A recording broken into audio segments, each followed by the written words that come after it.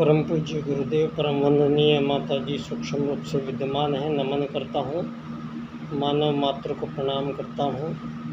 और आदि शक्ति माँ गायत्री जो प्राणों की देवी है दोस्तों, प्राण स्वरूप से है, जो बिजली की भांति आँखों से दिखाई नहीं देती है, लेकिन संपूर्ण चराचर जगत में 84 लाख प्रकार के भिन्न भिन्न प्रकार के जीव जंतु वृक्ष वनस्पतियों में जो प्राण रूप से विद्यमान हैं वो आदिशक्ति माँ गायत्री है।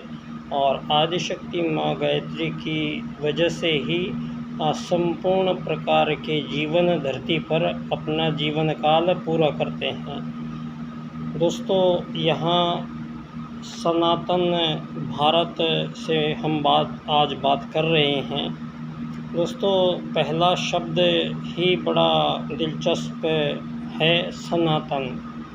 ये सनातन जो शब्द है दोस्तों, इसको ये कभी पैदा नहीं होता है। सनातन शब्द की जो व्याख्या है वो सर्वकालिक है, मतलब वो काल से परे है लेकिन हमेशा है। दोस्तों, यहाँ धरती है, सूरज, चाँद, सितारे, इतना निखिल विश्व ब्रह्मांड, आकाश गंगाएं और इतना सुविस्तृत है कि पूरे की परिकल्पना करना भी मानव के बस की बात नहीं है। और इतना सुविस्तृत जो ये ब्रह्मांड है, और इस ब्रह्मांड का दोस्तों कोई न कोई रचना अगर रची गई है तो उसका रचनाकार अवश्य होता है, चाहे वो आपकी आंखों से आपको दिखाई दे या ना दिखाई दे। ये ज़रूरी नहीं है कि आप उसको समझ भी पाएँ या नहीं समझ पाएँ। तो आप नहीं समझ पाए तो क्या उसका अस्तित्व पे प्रश्न चिन्ह लग जाते हैं क्या? ऐसा होता तो धरती पर आज तक दोस्तों इन हज़ारों सालों में मानव इन धर्मों के नाम पर, इस परमात्मा के नाम पर, ईश्वर के नाम पर दोस्तों सारी दुनिया में लोग आपस में विभाजित इस कदर हैं कि दूसरे का खून बहाना अपना धर्म कह रहे हैं। तो दोस्तों, यहाँ आज जो मानव है, चूँकि हम एक ऐसी अवस्था और व्यवस्था में पहुँचे हैं जहाँ सारे विश्व में दोस्तों मानव के जो प्रादुर्भाव काल के समय जो मूल निर्धारण किए गए थे, चूँकि मानव कोई साधारण प्राणी है नहीं, सर्वश्रेष्ठ शरीरधारी ये मानव बनाया गया है धरती पर, तो निश्चित ही दोस्तों इसका एक बहुत बड़ा उद्देश्य है। और यहाँ बिना कारण के कोई भी चीज़ की रचना नहीं हुई है। और क्रिएशन जब आप कहते हैं तो क्रिएशन शब्द को लिखा नहीं जा सकता जब तक आप क्रिएटर नहीं लिखेंगे। तो क्रिएटर अगर आपने लिख दिया तब आप क्रिएशन कह सकते हैं। तो यहाँ दोस्तों रचना बाद में, रचनाकार पहले। तो वो एक जो रचनाकार है दोस्तों वो निराकार रूप है, उसका कोई आकार है नहीं, प्रकार है नहीं, वो आपकी आँखों से आपको दिखाई देता नहीं। वो सूक्ष्म परमाणुओं से बने हुए चुंबकीय क्षेत्र में जैसे चुंबकीय विकिरण होता है, वो उस प्रकार की वो शक्ति है जो पूरी ब्रह्मांड में और सारी कायनात को अपने अपने स्थान पर सुचारू रूप से घुमा रही है। और एक एनर्जी है, एक फोर्स है जो आपकी आंखों से दिखाई नहीं देती है, लेकिन वो फोर्स सारे ब्रह्मांड में इतना काम करती है दोस्तों कि सूरज और धरती की जो दूरी है, धरती सूरज के चक्कर काटती है। ये बात अब जो ये आप 20वीं शताब्दी वालों ने भ्रम फैलाया है कि यहाँ डार्विन ने विकासवाद की खोज की, यहाँ न्यूटन ने ग्रेविटी की खोज की, और यहाँ टेलीफोन की, ग्रामोफोन की ग्राम बेल ने खोज की, एरोप्लेन को किन्हीं ब्रदर्स ने बनाया। और सारे जो दुनिया में ये मानवों के बीच पिछले ये 500-700 साल में एक विचारधारा को पनपाया गया है और वो विचार धारा को उसका पहले पूरा शेड्यूल बनाया गया है और उसके विस्तारित क्षेत्र बनाए गए हैं और मानवों को संपूर्ण मानव समाज को धरती पर दोस्तों इस कदर भ्रमित और विभाजित कर दिया गया है कि आज सारे संसार के मानव ये मानने के लिए तैयार नहीं हैं कि मानव प्रजाति एक ही है और इस प्रजाति का एक ही पिता आदि पिता है। आज ऐसी कुछ धारणाएं पनपती जा रही हैं। जितना वैज्ञानिक होता जा रहा है आदमी, जितना शिक्षित होता जा रहा है आदमी, दोस्तों उसी प्रकार की भ्रममूलक अवधारणाओं से ग्रसित सारी दुनिया का मानव समाज आज हो चुका है। क्योंकि पिछले इन जो भी मानव धरती पर पैदा होता है दोस्तों, यहाँ उसको जो पहले से चली आ रही मानवीय कृत प्रथा, परंपराएं, प्रणालियाँ जो मानव ने निर्मित की है, जब भी आत्मा धरती पर आता है दोस्तों, पहली बार हमारे वेद सूत्रों के दो मूलभूत जो सूत्र हैं वो दोस्तों परमात्म सत्ता ने इन दो सूत्रों को आधार बनाकर इस संपूर्ण संसार की संरचना की है और इस संपूर्ण संसार के संपूर्ण प्राणियों के पूरे जीवन काल के निर्धारण के लिए इन दो सूत्रों का प्रयोग उस कायनात सत्ता ने किया है। दोस्तों प्रथम सूत्र ही आपकी सब बातों की गुत्थियों को खोल देता है और मानवों को भ्रमित ना हो इस वजह से वेदवाणी यहाँ परमात्मा ने पहले आई है। और वेदवाणी को दोस्तों प्रथम आगमन मानव का धरती पर सतयुग के माध्यम से आज हम ये बात साबित करने की स्थिति में हैं कि यहाँ सनातन जो भारत है, प्रथम आदि जो मानव है, प्रथम मानव है धरती का, वो दोस्तों कहीं भी संसार में और नहीं जन्मा। उसका जन्म भारत में उत्तराखंड क्षेत्र के नीचे के भाग में हुआ है। और जब धरती पर सारी संरचनाएं कर दी गई हैं दोस्तों, इस रचनाकार ने इसकी रचना की विशेषताओं पर गौर करना बहुत आवश्यक है क्योंकि पहला सूत्र ही आत्मत सर्वभूतेषु का जो सूत्र है वो दोस्तों यहाँ जो डार्विन और चार्ल्स वाद के अनुसार जो दुनिया में ये गफलतें फैलाई गई हैं कि मानव का जन्म मछली बंदर से होते हुए इंसान बना है, तो ये बिल्कुल मिथ्या और झूठ आज साबित हो चुकी है। क्योंकि यहाँ धरती पर 5 से 7 हज़ार साल पहले यहाँ भगवान श्री राम का आगमन धरती पर हुआ और भगवान श्री राम ने जो श्री राम सेतु पुल बनाया था श्रीलंका जाने के लिए, वो पत्थरों का ऐसा पुल बनाया था 7,000 साल पहले कि उसके पत्थर पानी पे तैरने लगे थे।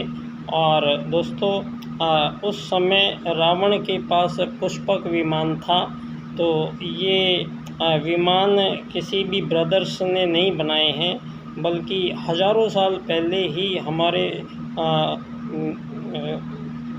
ऋषि मुनियों ने इन सब विद्याओं पर महर्षि भारद्वाज ने दोस्तों महर्षि कश्यप ने यहाँ विमानों के कई प्रकार के उल्लेख किए हैं। और दोस्तों ये बात यहाँ डार्विन जो कहता है, यहाँ आर्यभट्ट हमारे ऋषि जो हुए, आर्यभट्ट ने दोस्तों सबसे बड़ा काम किया है दुनिया में, गणित का आविष्कार किया है।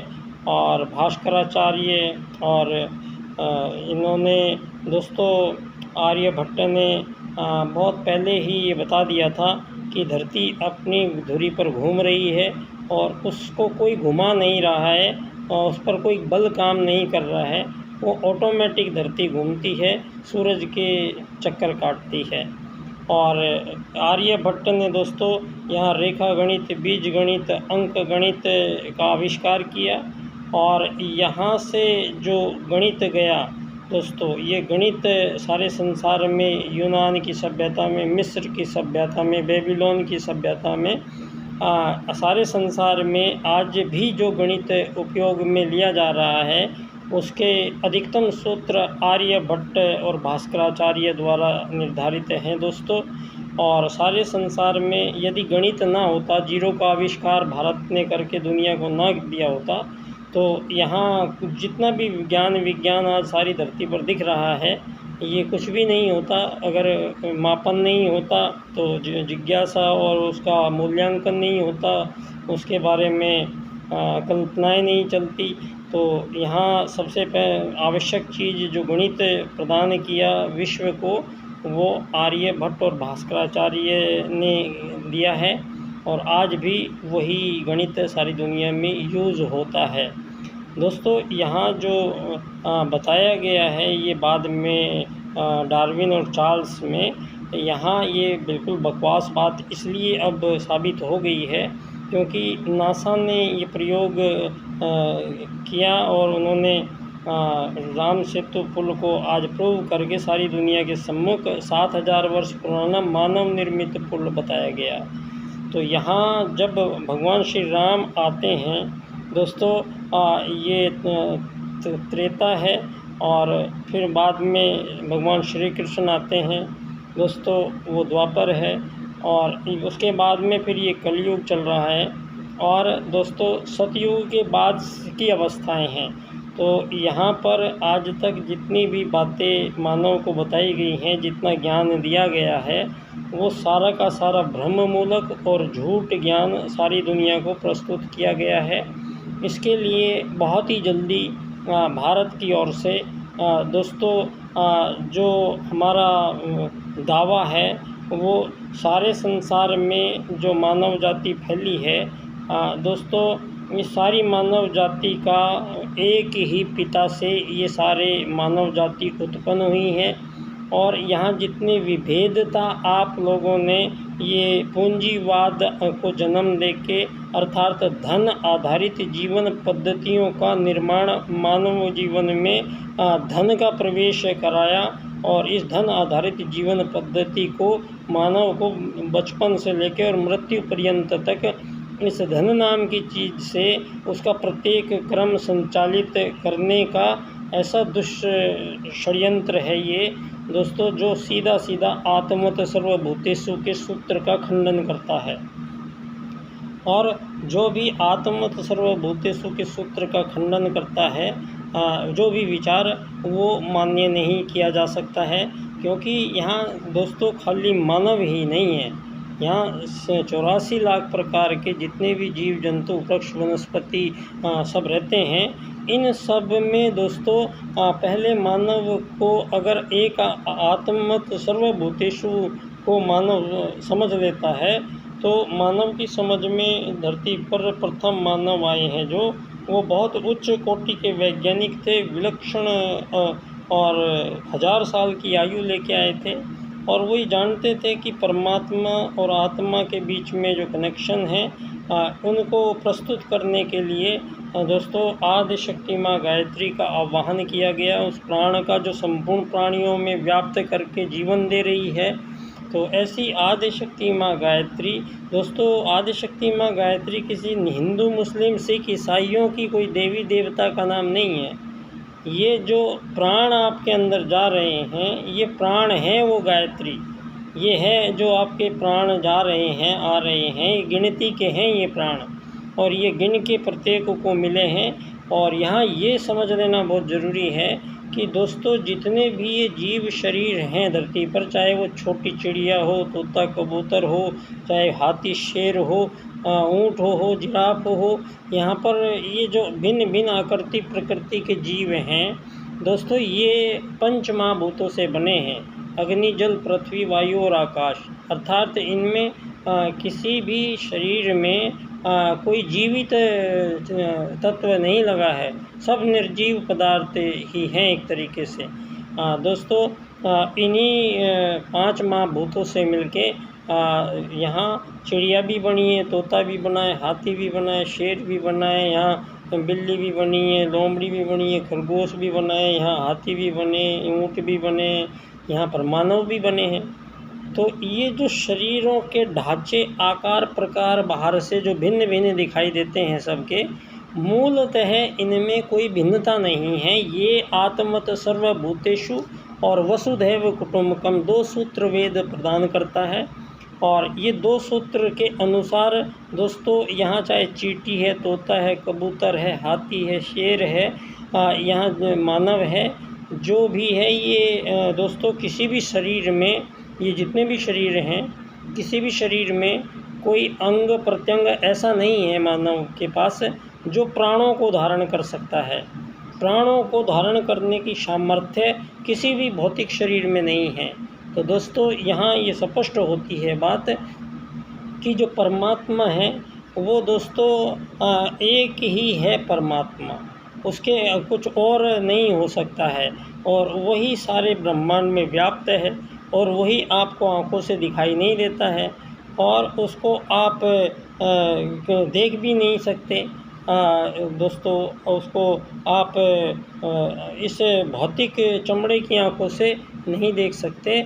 लेकिन यहाँ जो मानव आए हैं, तो मानव में दोस्तों यूँ तो चाहे वो चिड़िया, तोते, कबूतर सभी जीव हैं, उनमें आदिशक्ति माँ गायत्री जो है, जो प्राण हैं वो किसी भी जीव में अंदर जीव धारण करने की क्षमता किसी भी जीव में नहीं है। उसको यहाँ पर जो प्राण आदिशक्ति माँ गायत्री है दोस्तों, आदिशक्ति माँ गायत्री के प्राण को धारण करने की सामर्थ्य केवल और केवल आत्मा के पास है। ये आत्मा ही है जो उस प्राण को धारण कर सकती है। तो दोस्तों परम पूज्य गुरुदेव ने कहा है, गायत्री का मतलब है गे प्लस 3, अर्थात प्राणों को धारण कर लिया तो गायत्री माता में हो गया मानव, सभी जीव।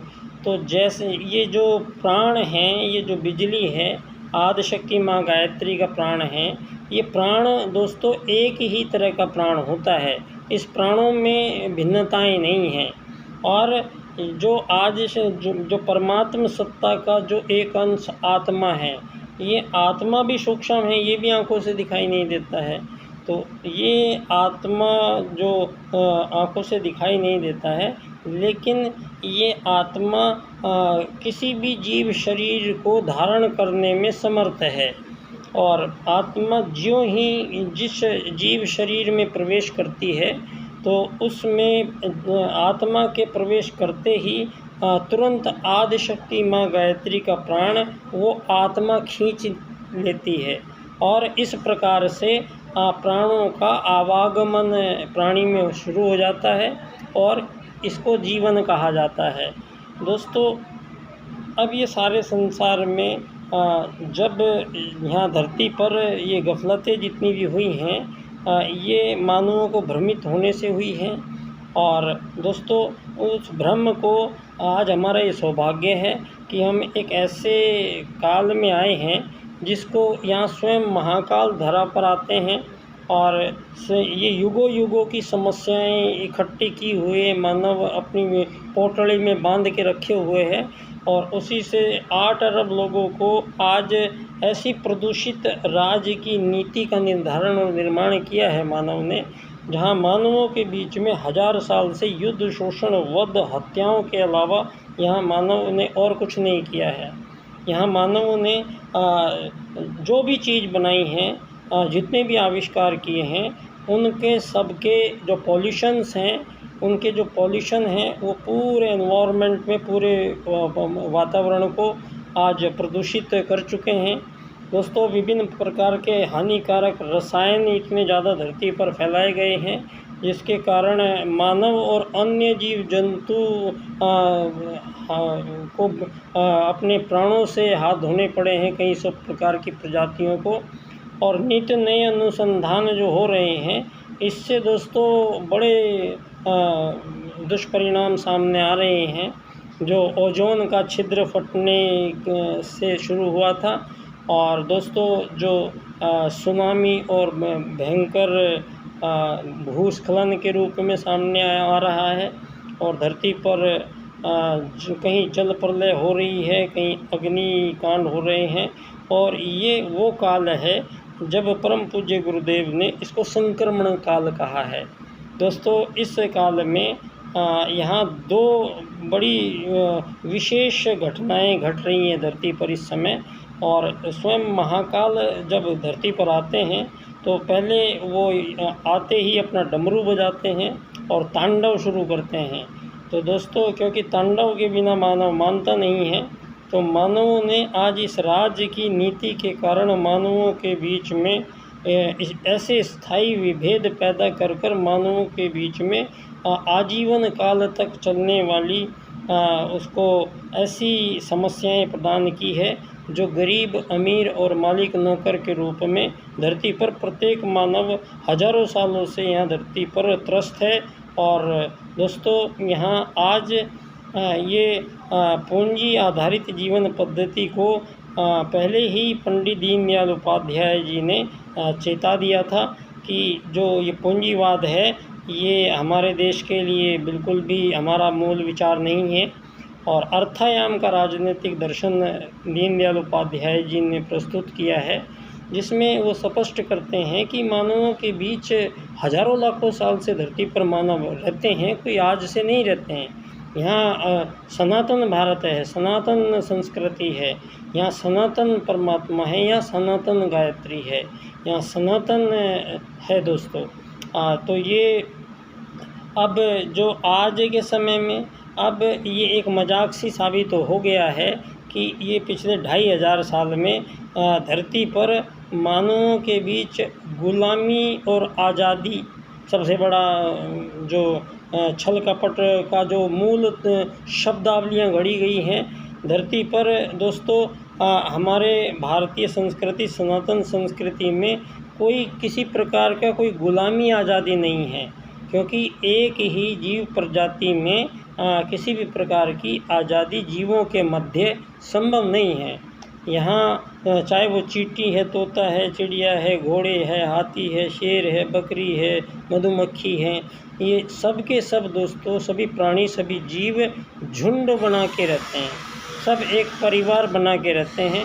और सभी को आत्मत सर्वभूतेषु और वसुधैव कुटुम्बकम के सूत्रों से परमात्मा द्वारा संचालित एक ऐसा विधान जो वेद विज्ञान के रूप में विश्व के सम्मुख यहाँ प्रथम मानवों के गहन रिसर्च के बाद प्रस्तुत किया गया था, ये हमारा दुर्भाग्य रहा मध्यकाल में। और विगत 2500 वर्षों में धरती पर दोस्तों एक ही धर्म था, एक ही मानव था।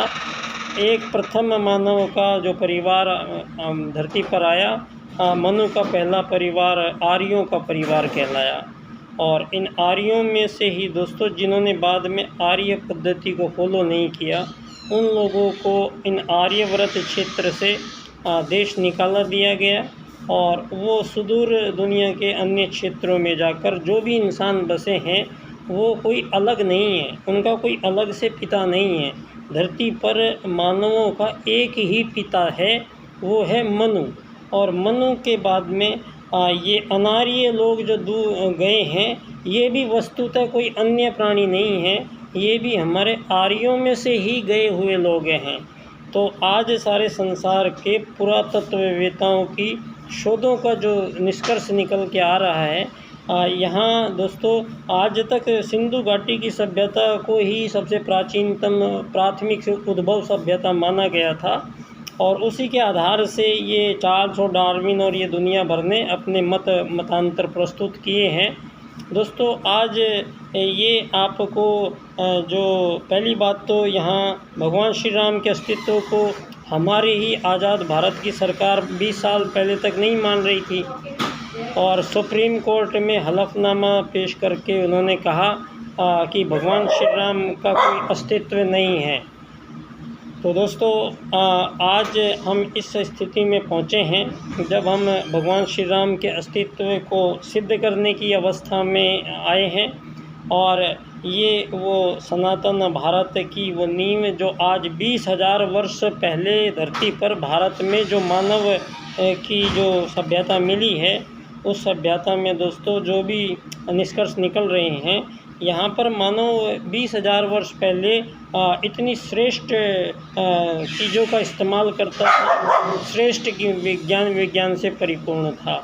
तो आज जो ये 2,500 सालों में गुलामी, आज़ादी, मालिक नौकर, अमीर गरीबी का जो जंजाल मानवों के बीच में पिरोया गया है, फैलाया गया है, इस सारे जंजाल को परम पूज्य गुरुदेव दोस्तों इस बार विचार क्रांति अभियान के माध्यम से युग निर्माण योजना के अंतर्गत युग परिवर्तन के परिप्रेक्ष्य में विश्व की मानवों के बीच सभी समस्याओं का समूल सर्वनाश करते हैं और सतयुग की वापसी के रूप में दोस्तों यहाँ 2 सूत्रों को, जिसमें से आत्मवत सर्वभूतेषु और वसुधैव कुटुम्बकम, तो इस बार परम पूज्य गुरुदेव ने आत्मवत सर्वभूतेषु का जो सूत्र है, इस सूत्र को दोस्तों राज की नीति में प्रस्तुत करने का निर्धारण किया गया है। क्योंकि आज विश्व में मानवों के साथ जितने भी छल कपट, शोषण, वध, युद्ध के जो कारण बने हैं, वो ये राज की नीति की गड़बड़ हुई है। और इसको पंडित दीनदयाल उपाध्याय जी अर्थायाम आधारित एकात्म मानववाद की राजनीति के रूप में दुनिया के सम्मुख दोस्तों एक ऐसी विचारधारा, एक ऐसी राज की नीति का निर्धारण करते हैं जहां धरती पर 8 अरब लोगों के बीच में आजीवन काल तक, मृत्यु पर्यंत तक किसी को धन की कमी नहीं होगी, तो और न किसी के पास अधिक होगा।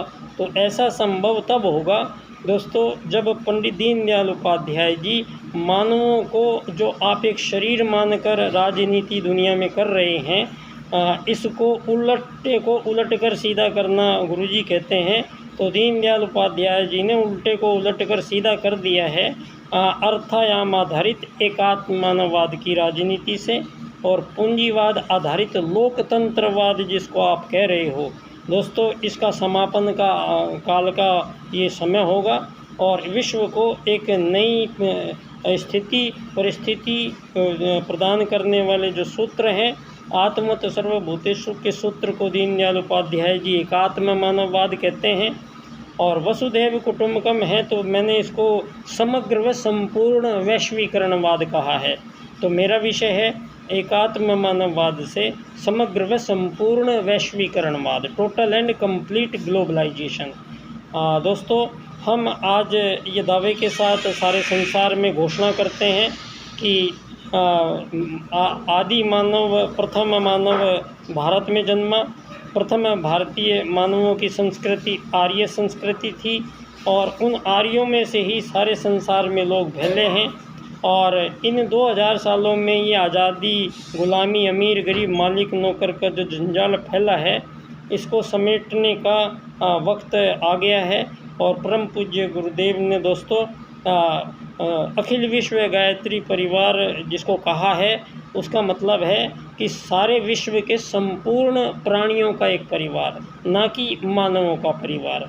तो यहाँ परम पूज्य गुरुदेव वो महाकाल सत्ता धरती पर प्रत्येक प्राणी के लिए उत्तरदायी और जिम्मेदार है। यहाँ मानवों के आनंद के लिए छोटे जीव जंतुओं को भक्षण किया जा रहा है, सारे जानवरों को काट के खाया जा रहा है और सारी सृष्टि को मानव ने तहस नहस जो किया है दोस्तों, वो किया है उस अज्ञान के कारण, उस मति भ्रम के कारण, उस दर्शन के कारण, उस डाई के कारण, उस राज की नीति के कारण, जिसको पूंजीवाद कहा गया है। इसका संपूर्ण समापन इस होगा भारत की ओर से। इसके लिए शब्द दिए गए हैं अर्थायाम आर्थिक लोकतंत्र द्वारा अर्थायाम आधारित एकात्म मानववाद की स्थापना से अंत्योदय की प्राप्ति होगी। तो दोस्तों एक ऐसा पैकेज तैयार किया है पंडित दीनदयाल उपाध्याय जी ने, जिसमें 8 अरब लोगों को किसी भी मानव के बीच में, ना तो ये युद्ध चल रहे हैं जो धरती पर हजारों साल में, ये समय आ गया है इन संपूर्ण युद्धों का जो समापन होगा वो दोस्तों आत्मवत सर्वभूतेषु और वसुधैव कुटुम्बकम के सूत्रों के मिलान करने से सारे संसार के संपूर्ण युद्धों का हमेशा के लिए समापन होगा और मानवों के बीच जितने भी विभेद हैं, यहाँ पर कृत्रिम विभेद पैदा किए गए हैं, इन सभी विभेदों को समाप्त किया जाएगा ना। और दोस्तों, एक ही मानव जाति है और एक ही सबका पिता है। तो यहाँ धरती पर अन्य और भिन्न कोई नहीं है। और यहाँ ये 2-2.5 हज़ार साल में एक ही सनातन धर्म था। यहाँ पर लाखों करोड़ों साल से, यहाँ 2.5 हज़ार वर्षों में दोस्तों सनातन धर्म से यहूदी धर्म निकला और देखते देखते फिर यहूदी से ईसाई निकले, यहूदी से फिर इस्लाम निकला और उसी एक ही धर्म के, सनातन धर्म के आज ऐसे खंड खंड खंड होकर और सारी दुनिया के मानव आपस में ही कत्लेआम मचाए हुए हैं। तो दोस्तों, परम पूज्य गुरुदेव ने पहले स्पष्ट घोषणा की है कि ये सतयुग की वापसी है। तो सतयुग में ना कोई राजा था, ना प्रजा, ना दंड, ना दांडिक। तो वैसी परिस्थितियाँ जहाँ मानव को न रहेगा बाँस, न बजेगी बाँसुरी।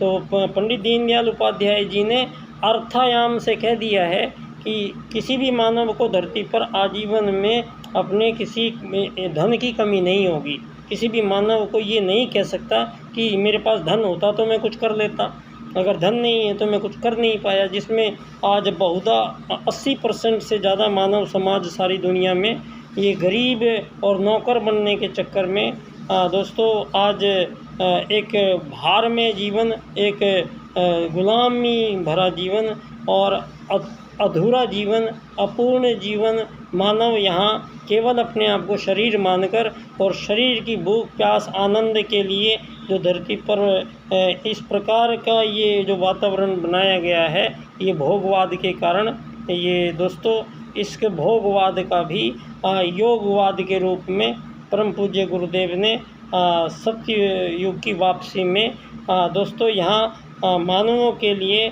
सारी चीज़ें जो उसको आवश्यकता है वो सब आजीवन सभी को निःशुल्क प्राप्त होगी। उसके लिए किसी को कुछ नहीं करना पड़ेगा।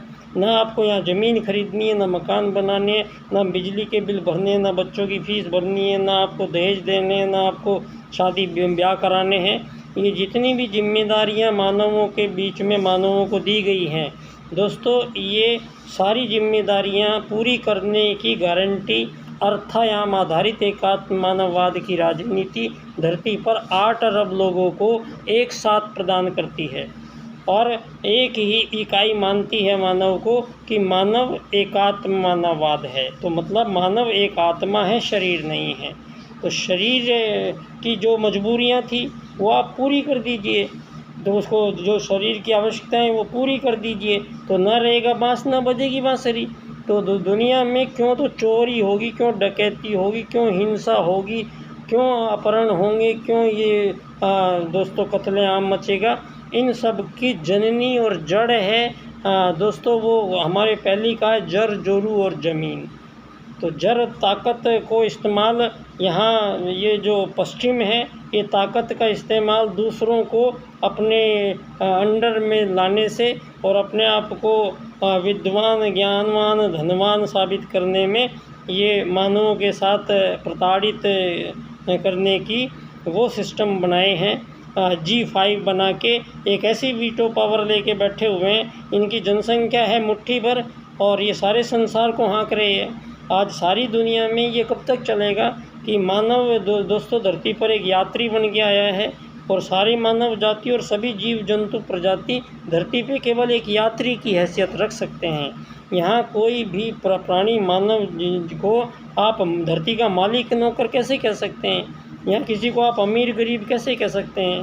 दोस्तों यहाँ ये जो जितना जंजाल है इस सब को काटना ही धरती पर जो ये नवयुग आ रहा है, जो युग परिवर्तन हो रहा है, तो इस युग में जो पिछले 2,500 सालों की आपकी ये जो कचरा मानव को बना दिया है, इन संपूर्ण कार्य पद्धतियों का पुनर्निर्धारण किया जा रहा है। मानव का अस्तित्व क्या है, मानव की पहचान क्या है, मानव के लक्ष्य क्या है, मानव के उद्देश्य क्या हैं, ये सारी चीज़ों का पहले निर्धारण किया गया है वेद में। और मानव को अपने लक्ष्य की प्राप्ति मोक्ष प्राप्त करनी है और उससे पहले संपूर्ण ब्रह्मांड को, संपूर्ण परमात्मा को जानने का प्रयास करना है। और हमारे प्रथम मानव सभी वैज्ञानिक ऋषि आए थे जिन्होंने यहाँ सूत्रों की रचना की, जिन्होंने यहाँ दोस्तों प्रत्येक संगीत की रचनाएं हुई, यहाँ पर साधनाओं की हुई, यहाँ पर आत्मा परमात्मा और विस्तृत निखिल विश्व ब्रह्मांड के बीच संबंध की व्याख्या हुई। यहाँ संपूर्ण प्राणियों में समाई हुई एक ही आत्मा कैसे संपूर्ण प्राणियों में दोस्तों वृक्ष वनस्पतियों में प्रोफेसर जगदीश चंद्र बसु तो 19वीं शताब्दी में ये सिद्ध करते हैं कि पौधे भी मानव से बात करते हैं, हंसते गाते हैं, खेलते हैं, उनके सुख में सुखी होते हैं, दुख में दुखी होते हैं। तो यहाँ पेड़ पौधे भी जब आपके सुख दुख में काम आ रहे हैं तो पेड़ों को तो आप काट ही रहे हैं, उनको तो छोड़िए, लेकिन जो और अन्य जीव जंतु हैं, जो चिड़िया, तोता, कबूतर, ऊँट, शेर, ये सभी मानव की बात तो समझ रहे हैं। और जब मानव कुछ कहता है वो समझ जाते हैं, उसी के अनुरूप आचरण करते हैं, तो इसका मतलब उनके दिमाग आप जिसको छोटा सा समझ रहे हैं लेकिन उनमें एनालिसिस करने की, आपको समझने की शक्ति बराबर है। तो इसका मतलब जो हम कह रहे हैं वो विचार ट्रांसफ़र हो रहा है छोटे जीव में, और छोटा जीव उसको अडॉप्ट कर रहा है और छोटा जीव उसको करके दिखा रहा है। तो ये एक सर्कस में आप देख सकते हो किस प्रकार हाथी, शेर, चिड़िया, बंदर सभी को इशारों से कनेक्ट करा के और उनसे कार्य कराए जा रहे हैं। तो जब ये बात साबित हो गई है कि मानव का संबंध प्रत्येक जीव जंतु से है, छोटे से छोटे जीव जंतु से भी है, तो मानव को कतई अधिकार नहीं है किसी भी जीव जंतु, वृक्ष, वनस्पतियों में वो किसी की हत्या करे, कि मानव को ये अधिकार नहीं है कि किसी भी जीव को मार दे और उसका आहार भक्षण करे, जबकि मानव पूर्णतः शाकाहारी प्राणी है और धरती पर ये हजारों सालों से मानवों को मांसाहार परोसा जा रहा है, उसकी छूट दी जा रही है, सारे जानवरों को काट के खाया जा रहा है, जो आत्मत सर्वभूतेषु के सिद्धांत के विपरीत है। तो दोस्तों यहाँ मानव आया कौन है, मानव का लक्ष्य क्या है, मानव करेगा क्या। यहाँ पर एक खाली रोटी, कपड़ा, मकान, दुकान के चक्कर में सारे महत्वपूर्ण कीमती मानव जीवन को यूं ही व्यर्थ में, अमीरी गरीबी में लाइन लगवा के और ये बिजली के कनेक्शनों के झंझटों में डाल के मानव जीवन को आपने 4% से ज़्यादा बुद्धि का आज तक इसको नहीं चलने दिया गया है। 6-7% से ज़्यादा बुद्धि नहीं चल पाई है आज तक। कारण यही है कि आपकी जो ये पूंजीवादी आधारित जीवन पद्धति का निर्धारण जो किया गया है, ये पद्धति ही आपकी हमें मानवों के बहुमूल्य समय को और व्यर्थ के परिप्रेक्ष्य में यहाँ धरती खरीदना बेचना मानव के बस की बात नहीं है। ये अधिकार किसी को नहीं है, कोई धरती को खरीदेगा या बेचेगा। और यहाँ एक पक्का मकान बनाना ही जीवन का लक्ष्य है, ये ज़रूरी नहीं है, क्योंकि 5-10 साल बाद में आप लोग फिर धरती पर इन मकान को तोड़ने के लिए मानवों को भेजोगे। आज आप धरती पर पक्का मकान बनाना मानव जीवन का लक्ष्य कह रहे हैं, अभी 10-20 साल बाद में आप यहाँ प्रत्येक मानव को कहोगे कि धरती के 2 मकान तोड़ के आएगा तो मोक्ष मिलेगा।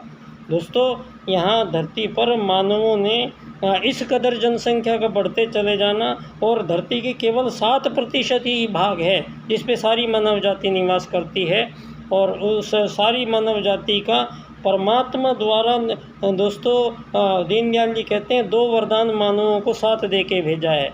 एक, भोजन का अधिकार प्रत्येक जीव को है धरती पर, और बिना संघर्ष के, बिना धन की आधारित भोजन की प्राप्ति संपूर्ण चराचर जगत में संपूर्ण जीवों को आज तक होती चली आई है। कोई जीव भूखा नहीं मरता है, किन्हीं विशेष परिस्थिति के कारण वो अलग बात है, अन्यथा हजारों सालों में दोस्तों कोई भी जीव भूखा नहीं मरता है, उसको भरपेट भोजन मिलता है, और कोई भी जीव अगले दिन के लिए भोजन जोड़ के नहीं रखता है।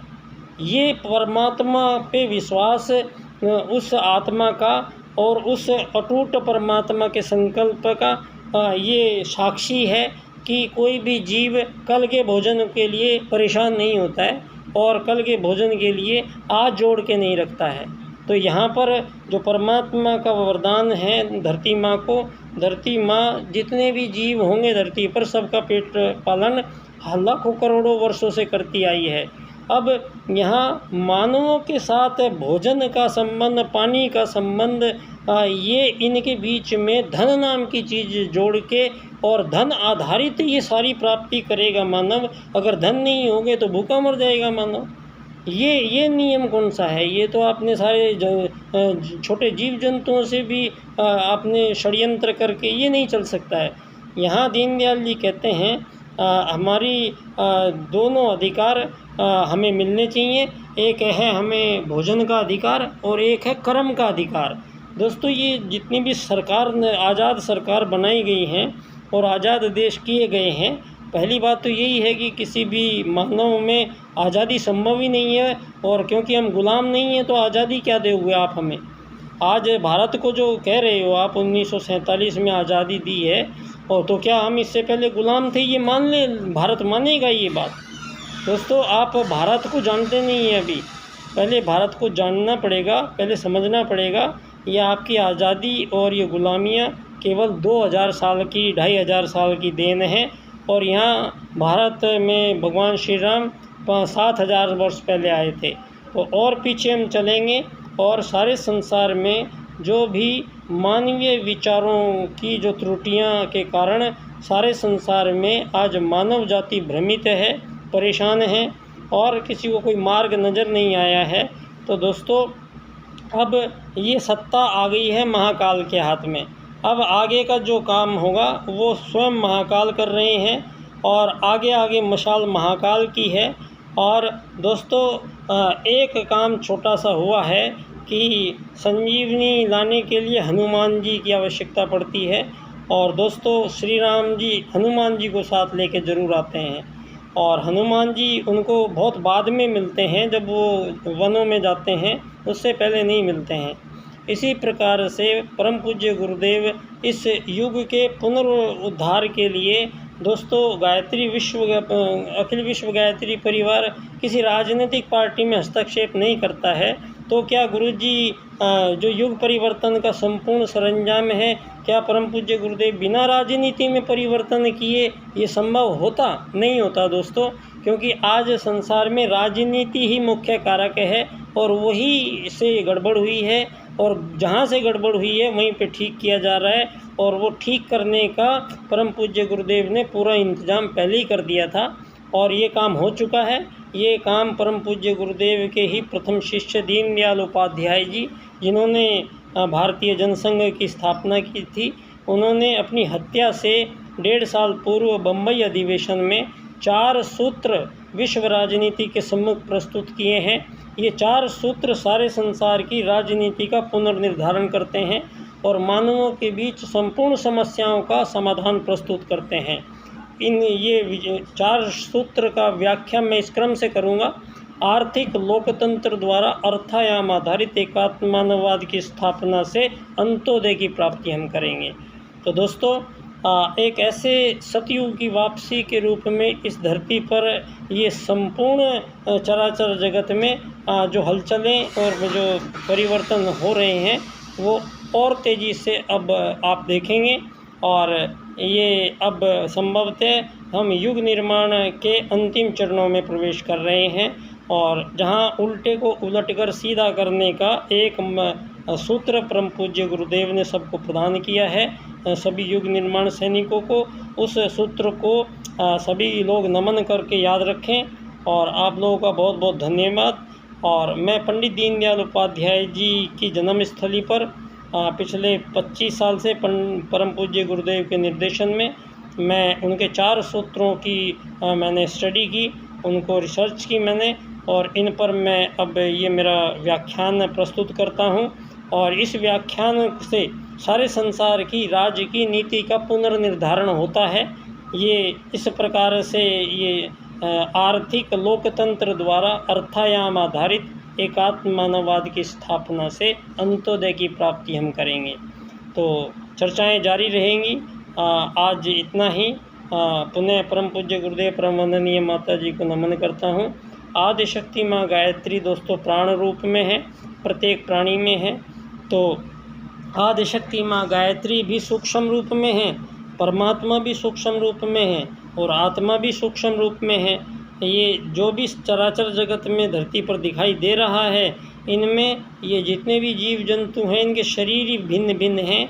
बाकी शरीरों के काम सबके एक ही हैं कि सबको भूख लगती है, प्यास लगती है, नींद आती है, सबके बच्चे होते हैं, सब अपने बच्चों से प्यार करते हैं, सब उनकी देखभाल करते हैं, सब उनकी सुरक्षा करते हैं। तो ये सभी झुंड में रहते हैं, सभी परिवार बना के रहते हैं और एक दूसरे से कोई आज़ाद होने का ख्याल भी मन में नहीं ला सकता है। आत्मत सर्वभूतेषु से संचालित सारा प्राणी जगत के साथ साथ पुनः विश्व में जो गड़बड़े हुई हैं, तो मानव के मध्य ये गड़बड़े इस बार एक तो राज्य की नीति के पुनर्निर्धारण से संभव हुई है, जो पंडित दीनदयाल उपाध्याय जी ने आर्थिक लोकतंत्र द्वारा अर्थायाम आधारित एकात्ममानवाद की राजनीति मैं विश्व के सम्मुख प्रस्तुत करता हूं और ये घोषणा करता हूं कि आज तक धरती पर जितने भी राज्य की नीति बनी है, जितने भी राजनीतिक वाद बने हैं दोस्तों, प्रथम राजनीतिकवाद सतयुग के बाद में आर्यों ने प्रथम राजनीति को जन्म दिया और आर्यों के बीच जब प्रथम राजनीति का चुनाव हुआ तो 3 चुनाव सभी आर्यों के बीच में हुए। पहला था धर्म या अधर्म में से एक का चुनाव, तो आर्य सर्वश्रेष्ठ थे तो धर्म का चुनाव किया गया। दूसरा राजकता या अराजकता में से एक का चुनाव, तो राजकता का चुनाव किया गया। और तीसरा नीति या अनीति में से एक का चुनाव, तो नीति का चुनाव किया गया। तो पूरे विश्व को आर्यों ने प्रथम राजनीति प्रदान की, धर्म आधारित राजकता की नीति, और उसका पहले राजा धरती के मनु बनाए गए और धर्म अर्थ काम मोक्ष प्राप्ति का मानव को लक्ष्य दिया गया और ब्रह्मचर्य गृहस्थ वानप्रस्थ संन्यास 4 तरीके हैं इसको प्राप्त करने के, 4 मार्ग उम्र के हिसाब से वो व्यवस्थाएं परिवर्तित होती हैं और उसी हिसाब से मोक्ष प्राप्त कराने तक का मार्ग धरती पर मानव को संपूर्ण प्राप्तियों के लिए श्रेयकर श्रेष्ठ कर एक मार्ग का निर्धारण मनुवाद के रूप में हुआ था, जिसको बाद में दोस्तों जातियों के नाम पर हमारे ही मानव समाज के कुछ वर्गों ने यहाँ मानव के विरुद्ध षड्यंत्र रचे और यहाँ मानवों ने अथाह शोषण मानवों का किया है। यहाँ मानवों के बीच में इतने ज़्यादा समस्याएं पैदा की गई हैं, इतना आक्रमण और इतनी हिंसाएं हुई हैं कि सारी मानव जाति एक बार जब ये मनुवाद को निरस्त हुआ तो साम्राज्यवाद आया। साम्राज्यवाद में ये शुरू किया इन्होंने झंडे गाड़ने और ग़ुलाम बनाना देशों को 2500 साल पहले।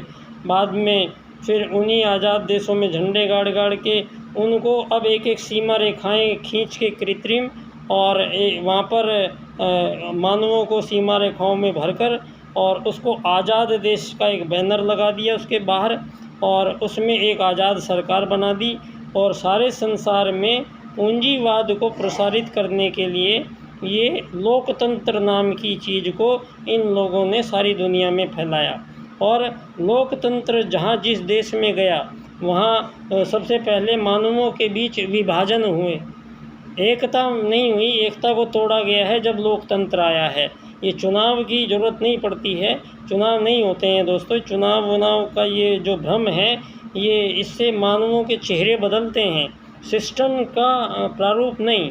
यहाँ जो भारत में इन लोगों ने इतना खेल खेला है कि जितने भी सारे दुनिया में आज़ाद देश बनाए गए हैं, इन आज़ाद देशों को बाद में आर्थिक वैश्वीकरणवाद की नीति से चलने का विधान दिया गया है।